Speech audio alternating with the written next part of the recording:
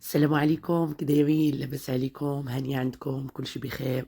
نتمنى تكونوا بخير وعلى خير واموركم على ما يرام. اليوم جينا باش نحضروا مع بعضياتنا واحد لي ميني طارطوليت اللي غنديروهم بواحد جوج كريمات اللي مميزات والمذاق ديالهم روعه، وكذلك غادي نزينوهم بطريقه اللي كتكون النوع الاول بالفواكه والنوع الثاني غادي نديروه بالمكسرات، وغادي ندوزو باش نشوفوا كيفاش غنحضروا هاد لي ميني طارطوليت مع بعضياتنا. نتمنى لكم فرجه ممتعه. وبسم الله على بركة الله غادي نبداو بأول حاجة أن غنوجدوا الكريمات بجوجهم باش نخليوهم ياخدوا الوقت ديالهم باش يبردوا، وحتى باش كندوزو في المرحلة الثانية باش كنوجدوا ليمباستو يعني العجين، وغادي نشوفوا المراحل كاملة مع بعضياتنا. حاجتنا لتحضير الكريمة الأولى غادي واحد نصف لتر ديال الحليب اللي غادي نضيف ليه واحد المعلقة ديال لافانيليا. أنا عندي هنا لافانيليا بودري، لا عندك حتى السائلة علاش لا. ضفت هنا أنا واحد نصف معلقه صغيره ديال نكهه الحامض، وإلا بغيتي ديري غير قشور الحامض، انا بغيت نسمها بالمذاق ديال الحامض. وكنضيف ليها واحد جوج معلقات كبار ديال الكريم باستي تشيري، كريم الحلويات. وكنضيف 4 المعالق كبار ديال السكر، وإلا ما عندكش الكريم باستي تشيري وبغيتي ديريها غير بالمايزينا تقدري، علاش لا، كتعطي نفس النتيجه.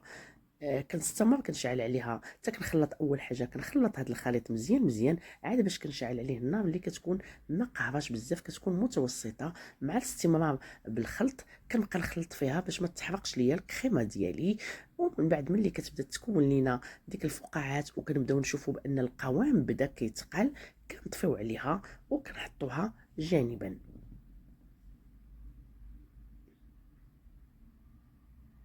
كننزلها في واحد لوبول على هذا الشكل هذا، وغادي نغطيها بواحد البلاستيك اللي كنحطوا ليها على الوجه ديالها، وكندخلها للفريغو تبرد معايا. وغادي دابا ندوزو لتحضير الكريمه الثانيه. حاجتنا لواحد نصف لتر ديال الحليب اللي غادي نضيفو ليه واحد جوج ساشيات ديال الفلون ديال الكاكاو. كنزلهم في واحد زليفه، وكنضيف ليهم واحد 4 معالق ديال السكر سنيده. وكتبقى السكر كيبقى على حسب الذوق، الا بغيتي تضيفيه كتضيفيه، ولا بغيتي تنقصي كتنقصي. كنضيف ليه واحد المعلقه عامره بزاف مزيان ديال الكاكاو، وكنخلط هاد العناصر مع بعضها مزيان.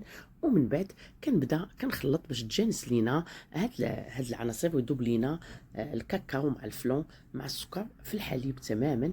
ومن بعد غادي نضيف ليها واحد 2 معالق كبار ديال المايزينا، وكنخلط مزيان عاد باش كنشعل النار كتكون متوسطه بالنسبه للكميه ديال المايزينا. كيف الكريمه الاولى كيف الكريمه الثانيه، الا بغيتيها تجيك ما تجيكش عاقده بزاف كديري غير 2 معالق، بغيتيها تجيك عاقده كديري 3 ديال المعالق. انا كنحبذ الكريمه تكون شويه ما تكونش قاصحه بزاف باش تجينا المذاق ديالها يجينا مزيون، وحتى القوام ديالها كيجي هو هذاك. كنشعلوا عليها نار متوسطه مع الاستمرار ديال الخلط حتى كتبدا كتكون لينا هاد الفقاعات هادي على هاد الشكل، وكيبدا كيتقال لينا القوام ديال هاد الكريمه. هذيك الساعه كنعرفوا بانه راه وجد معنا، وكنطفيو عليه النار. هنا ضفت ليه انا 2 معالق كبار ديال لا نوتيلا اللي كتعطيه واحد المذاق مميز جدا. وإلا ما كانتش حاضره معاك تقدري تضيفي واحد 100 غرام ديال الشوكولا المر، او اي شوكولا اللي كيعجبك. حتى ديال الشوكولا بالحليب حتى هي كتجي في الحقيقه مزيونه. كنزلوا هذيك الكريمه في واحد لوبول وكنغطيوها وكندخلوها للثلاجه تبرد معنا. غادي ندوزو دابا باش نحضروا العجين ديالنا. حاجتنا لواحد 250 غرام ديال الزبده تكون من نوعيه ممتازه. كنضيف ليها انا هنايا واحد 2 معالق كبار ديال السكر سنيده. كنضيف ليها كذلك معلقه ديال لا فانيليا باش كنسم هاد لاباط ديالي. وكنبدا كنخلط حتى كذوب السكر ولا فانيليا تماما مع هاد الزبده حتى كتعطي تولي على هاد القوام هذا. ومن بعد غادي تضيفي ليها الا عندك بيضه كبيره كتضيفي صفر ديال البياض كبيره وحده، اما الا كانت عندك صغيره كتضيفي جوج. انا هنا كان عندي البيض صغير ضفت 2 اصفار البيض. من بعد غادي نضيفوا ليها واحد 100 غرام ديال المايزينا اللي كتعطيها الهشاشه. وكنضيف واحد القبصه ديال الملح، وكنبدا كنخلط هاد العناصر مع بعضها بدون ما كندلك كندخل الكميه ديال الدقيق. اما الكميه ديال الدقيق اللي حاجتنا بها فهي بالضبط 400 غرام، اللي كنكون نخلتها انا 2 مرات، ويكون الدقيق من النوعيه الممتازه باش تجي معك لاباط بريزي تجي معك ناجحه. كنبدا ندخل الكميه شويه بشويه بدون ما نعجن باش ما تخسرش ليا الخليط، حتى كنبقى مستمره حتى كنكمل الكميه كامله. من بعد كنقسمها على 2 ديال القطع، وكنديرها في هاد ديال السلوفان على هاد الشكل هذا، وغادي ندخلها للثلاجه باش تبرد معنا. الا كنتي في الصيف راه ضروري هاد المرحله، اما الا كنتي في الحال بارد راه كتقدري تخدمي بها مباشره. نسيت ما قلتش لكم باننا كنضيفوا ليها واحد تقريبا 3 غرام حتى 3 ونص غرام ديال خميره الحلويات. من بعد كندوزو كناخدو القطعه الاولى وكنسرحوها بالمدلك، وكنبداو نقطعو. غير كناخدو واحد الدائره اللي كنقطعو بها اللي تكون عندنا كبر من هذاك ليمول، فاش غادي ننزلو هاد لي تارتوليت لي ميني تارتوليت على هاد الشكل هذا.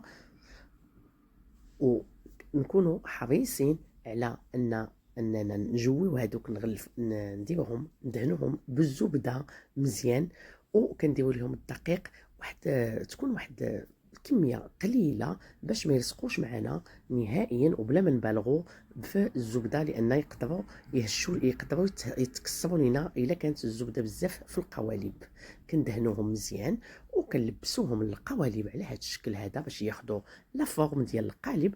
ومن بعد كنبقاو مستمرين حتى كنكملوا الكميه كامله، وكنتقبوها بلي فورشيت، وكندخلوهم للفرن اللي كيكون على 180 درجه. كنخليهم حتى كيوجدوا معنا، ما كياخذوش وقت كبير، 10 دقائق حتى ل 15 دقيقه على حسب الفرن ديالك. انا هنا كنت طيبتهم في الفرن الكهربائي، وتقدري سيدتي الا عندك حتى الفرن ديال الغاز راه غادي طيبي فيه. كندخلوهم للفرن ومن بعد كيوجدوا معنا. هاد الميني تارتوليت نقدروا نخدموهم في اعياد الميلاد، كيف ما نقدروا اننا نديروهم الحفلات او السهرات ديالنا الرمضانيه.